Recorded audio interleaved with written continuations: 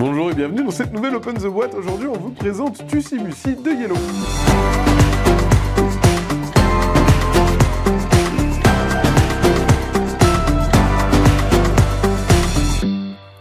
Tussi Mussi, c'est un jeu d'Elizabeth Hargrave illustré par Zarina Karapetian. C'est un jeu de la gamme mini de Yellow. C'est pour des parties de 30 minutes à partir de 8 ans pour 1 à 4 joueurs. Et c'est un jeu où on va devoir composer des bouquets de fleurs, les offrir aux autres et tenter d'avoir un maximum de points. On va voir, c'est assez minimaliste.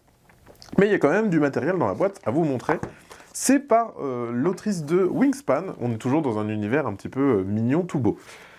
On a une petite pub pour la gamme mini des jeux Yellow. On va voir la règle du jeu, avec une petite introduction sur ce qu'est un Tussi Mussi. C'est justement ces jolis bouquets de fleurs qu'on offrait. Et en plus, il y a un petit truc un petit peu rigolo, c'est que sur les cartes, on va avoir des explications pour que signifie chaque fleur. Voilà, si c'est plutôt pour déclarer son amour, etc., etc. Donc les règles sont assez simples au final. Et on a aussi une variante solo. On va pouvoir jouer en solo, et il y a même des petites cartes qui permettent justement d'appliquer cette variante. On va avoir 2 planches de punchboard avec les points de victoire. Donc on a du 1, 3, 5 et 10. Ça servira à noter entre chaque manche le nombre de points que vous avez remportés grâce aux cartes que vous avez accumulées devant vous. Donc ça, c'est pour les points de victoire.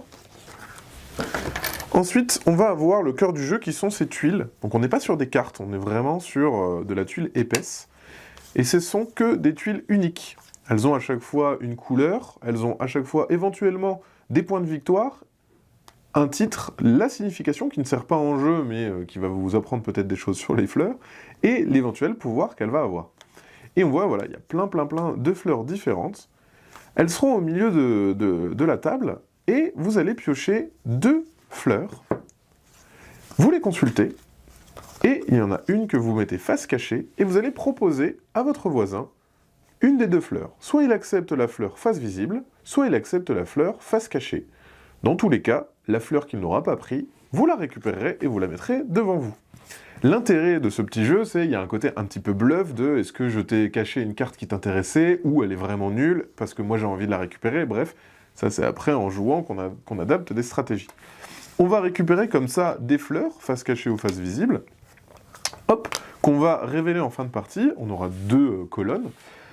Enfin 2 lignes, pardon, et on va scorer des points. Par exemple, ici, on va avoir plus 1 point pour chacun de vos cœurs. Donc là, hop, plus 1 point. Celle-là n'a aucun effet. Celle-là va donner plus 1 point pour chaque fleur dans votre bouquet. Ça va être plus 1 point pour chaque couleur, etc., etc. On voit qu'il y a plein de manières différentes de marquer des points, donc après, à vous d'être malin et de composer le meilleur bouquet possible.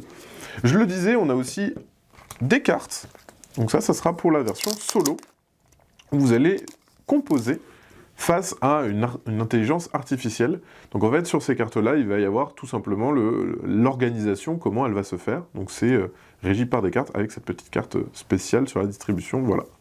Donc ça, c'est si vous voulez jouer en solo pour essayer de battre une intelligence artificielle. Voilà ce qu'on retrouvait dans une boîte de Tussi Mussi. Et bien sur ce, comme d'habitude, on vous fait des gros bisous, on vous dit à la prochaine et offrez des fleurs.